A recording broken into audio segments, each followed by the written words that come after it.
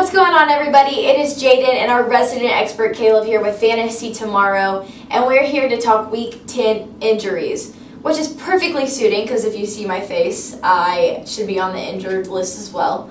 But that's a story for another time. So with that being said, Caleb, who was inactive in Week 9 that we could see coming back soon? Yeah, so there's actually quite a few different players. I'll start off by just listing a bunch of players that were on bye week last week and who have been out for a bit, but who could actually return this week. So to start off, Joe Mixon, running back for the Bengals. He has a foot injury.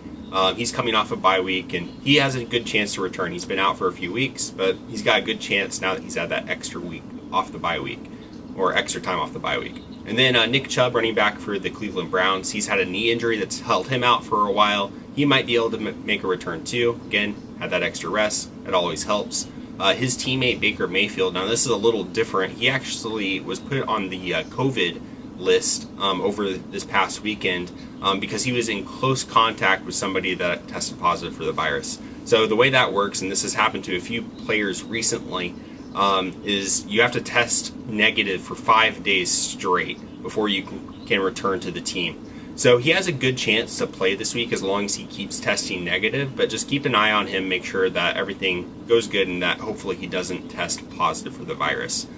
Darrell Henderson, running back for the Los Angeles Rams. The Rams were on bye last week as well, but Darrell Henderson has had a thigh injury. It didn't seem like it was super serious when he sustained it in Week 8, so I think he has a pretty good chance to be able to play in Week 10. Miles Sanders, another running back, this time for the Eagles. He's had a knee injury that's kept him out for a few weeks, and he might be able to return due to that extra rest from the bye week as well. His teammate Zach Ertz, tight end for Philadelphia, he might be able to return as well. He's been out for a while with an ankle injury, so keep an eye on them. That's all the players that were on bye this past week, so now just going into players that were inactive in Week 9. To start off with Kenyon Drake, running back for the Arizona Cardinals. He's had an ankle injury that kept him out last week. He has a shot to return. It's been kind of up in the air with him. They've said kind of almost conflicting things about Kenyon Drake. Some have said that he could return as soon as Week 9, which he didn't, or that he's going to be gone for 3 or 4 weeks. So we don't really know, so just definitely keep an eye on him, see how he's progressing. Jamal Williams, running back for the Green Bay Packers. This is another COVID close contact. So again, as long as he keeps testing negative, he should be good to go for Week 10. Matt Breida, running back for the Miami Dolphins. He's had a hamstring injury which kept him out of Week 9. Keep an eye on him. His injury kind of popped up late last week and he was held out of that game. So just due to the timing of that injury, his Week 10 status will likely be in question. Tevin Coleman, running back for the 49ers, he's had a knee injury that we definitely need to watch carefully. This knee that he injured is actually the same knee that kept him out of a bunch of games earlier in the season, and then he came back from that and immediately hurt that knee again. So especially if it's a reoccurring injury, that's something very concerning, so definitely need to keep an eye on him, see if he's able to come back. Another player that was a COVID close contact is Brandon Ayuk, wide receiver for the 49ers. He should be okay. Again, as long as he keeps testing negative, he'll be able to return to the team within the next couple of days. Their teammate, Deebo Samuel, wide receiver for the 49ers, he's had a hamstring injury. And the goal for him, I guess technically, is for him to be able to play this week. So that's a good news, but with hamstring injuries and wide receivers, we all kind of know how that goes. It can be very questionable. So just keep an eye on him, make sure he's practicing, make sure he's okay. Chris Carson, running back for the Seahawks, he's had a foot injury that's kept him out for the last couple of weeks. And each week it's almost been said that it's been a game-time decision with Carson. We know him as kind of a tough player who tends to try to tough things out. I expect this to be a game-time decision again for the third week in a row. So definitely it's going to come down to the wire. So just keep an eye on what the Seahawks say, what Pete Carroll says, and we'll see with him. Along with his teammate, Carlos Hyde, another running back for the Seahawks. He has a hamstring injury, which has kept him out for the last couple of weeks. And same thing with him. Game time decision last week, might be a game time decision again this week. Kenny Golladay, wide receiver for Detroit. He's had a hip injury, and Detroit keeps saying that he's week to week. So that's not super positive. That's worse than day to day, which is what we normally hear with a minor injury. With Golladay, you'll definitely need to keep an eye on him. Make sure he has a chance to play in Week 10. Well, there you go, guys. Now we're going to see who we saw get injured in Week 9 that could be returning soon. Yeah, so a few to keep an eye on. First, David Johnson, running back for the Houston Texans. He suffered a concussion in Week 9. So with concussions, it just completely depends on a case-by-case basis on the severity of the concussion. He could very well clear protocol and return. Just need to keep an eye on him, see how he's progressing. Laviska Shenault, wide receiver for the Jacksonville Jaguars. He had a hamstring injury. We don't really know how severe it is, but you've got to be careful with hamstrings and wide receivers. So just keep an eye on him. I think he has a chance to return, but you never know.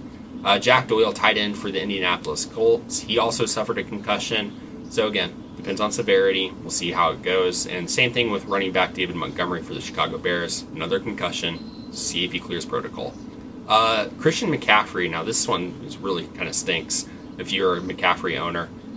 He hurt his shoulder at the very end of their game this past week against the Chiefs. And we were all super excited to have McCaffrey back finally. He was amazing in that game. And then he goes and gets injured. So his Week 10 status is very much in doubt, very much in question. So just, watch the reports with him. And if you still have Mike Davis, hopefully you still have Mike Davis, start him if McCaffrey's not able to go. Damian Harris, running back for the New England Patriots, he hurt his chest. He took a big hit at the end of the Monday night game against the Jets. Keep an eye on him. I mean, with a chest injury, again, you don't really know. Maybe it's ribs. There's nothing they can really do if they have cracked ribs to really try to set them other than give you injections to deal with the pain and just kind of let you rest them.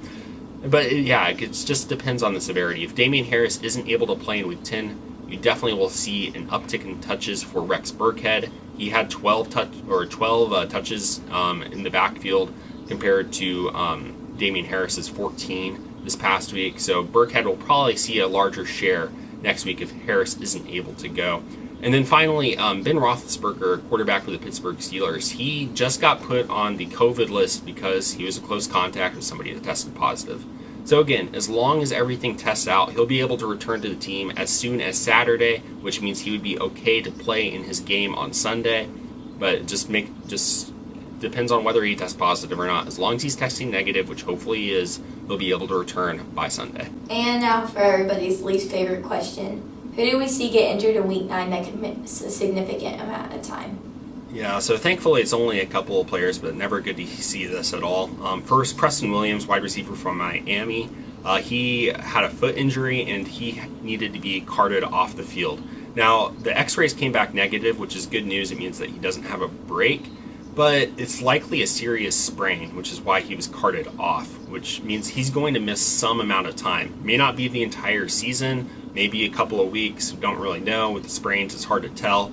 But prepare to not be able to go to him in your lineups, and that means that Devontae Parker is likely going to see more work in that Miami Dolphins passing game. And then the worst one is Kyle Allen, quarterback for the Washington football team. He suffered a really gruesome ankle injury on a illegal hit, really, really bad. And he's going to miss probably at least the rest of the season. Hopefully he gets well soon. But that means that Alex Smith is going to take over at quarterback for the Washington football team, which could mean actually good things for those players. I don't think it's going to affect the output of Antonio Gibson or Terry McLaurin that much, and I think it actually means really good things for J.D. McKissick. So just definitely keep an eye on that, but hopefully Preston Williams and Kyle Allen get well very, very soon. Okay guys, so there you have it. That is your Week 10 injury report. Please remember to like, comment, and subscribe. We're going to say see you later to Caleb while I throw up a recap. And with that, this is Fantasy Tomorrow, where we're giving you the information to learn today and win tomorrow. See you guys next time.